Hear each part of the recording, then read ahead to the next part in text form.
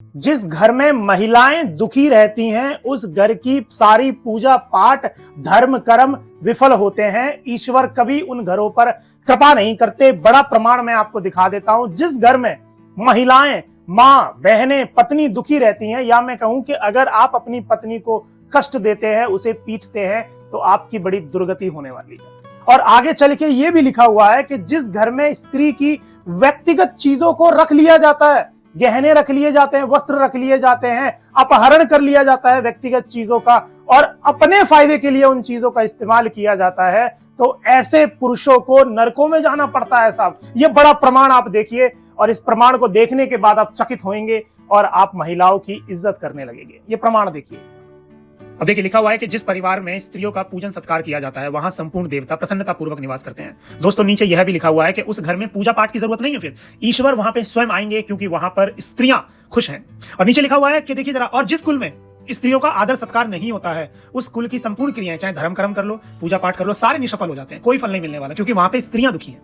जिस कुल में बहन, बेटी, बहू, माता आदि स्त्रियां दुखी रहती हैं, वह शीघ्र नष्ट हो जाते हैं। और यहां पर यह भी लिखा हुआ है कि और जिस कुल में ये दुखी नहीं रहती हैं, वहां सदा वृद्धि होती है।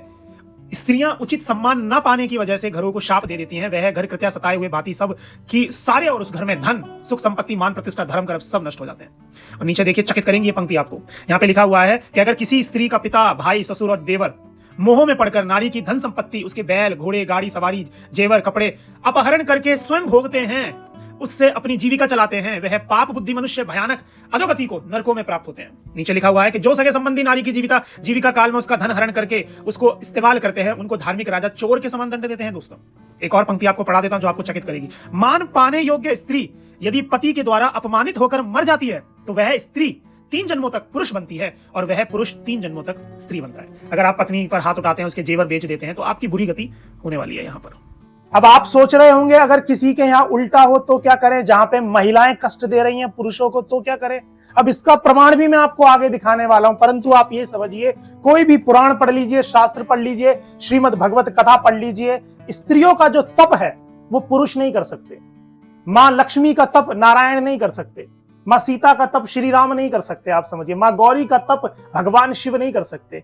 जिन घरों में स्त्रियों की, महिलाओं की सेवा की जाती है, उस घर में पूजा पाठ ना भी हो तो भी देवता विराजमान होते हैं। ये आगे प्रमाण में आपको आगे वीडियो में दिखाने वाला हूं। इसलिए आप अपने घर की महिलाओं को खुश रखिए, सुखी कर दीजिए। ईश्वर की कृपा आपके ऊपर हो जाएगी, मां लक्ष्मी की कृपा आपके ऊपर हो जाएगी।